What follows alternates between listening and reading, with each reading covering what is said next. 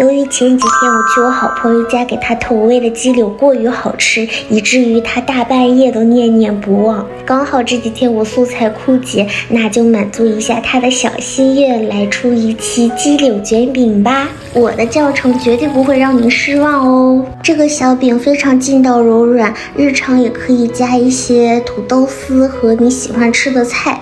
面和好以后，先不用醒，给它挪到面板上搓成长条，下成等量大小的剂子。我称了一下，这一个大概是40克左右。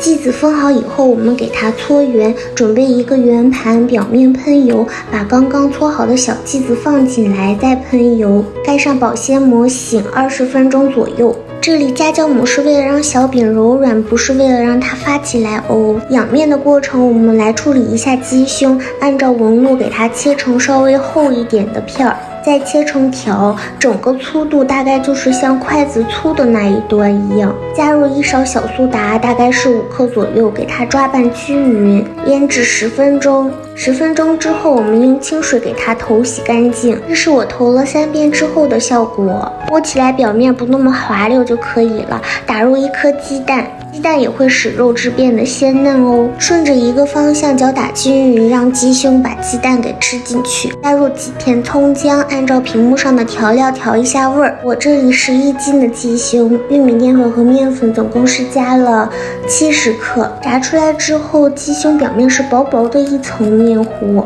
大家喜欢吃粉感更重一点的，可以等增加一些。抓的过程中可能有点干，少量的加入清水。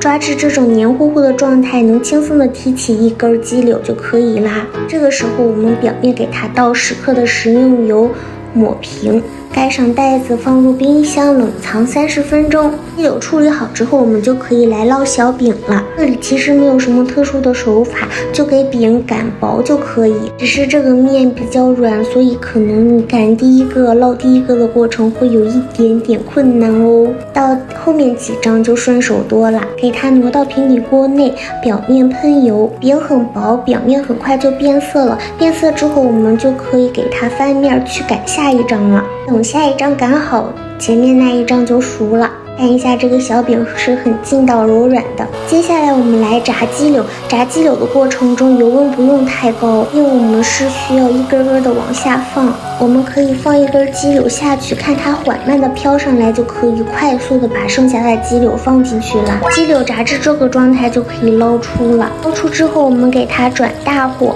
油热之后再放入鸡柳炸10到20秒，周围出现枣红色就可以捞出来喽。都完成之后，我们就可以开卷开吃喽。这里大家也可以刷上一些喜欢吃的酱料，如果是小宝宝吃的话，直接卷起来就可以喽。不谦虚的说，除了肉火烧，我最拿手的就是这个鸡柳了。大家如果感兴趣的话，一定要做起来哦。拜拜喽。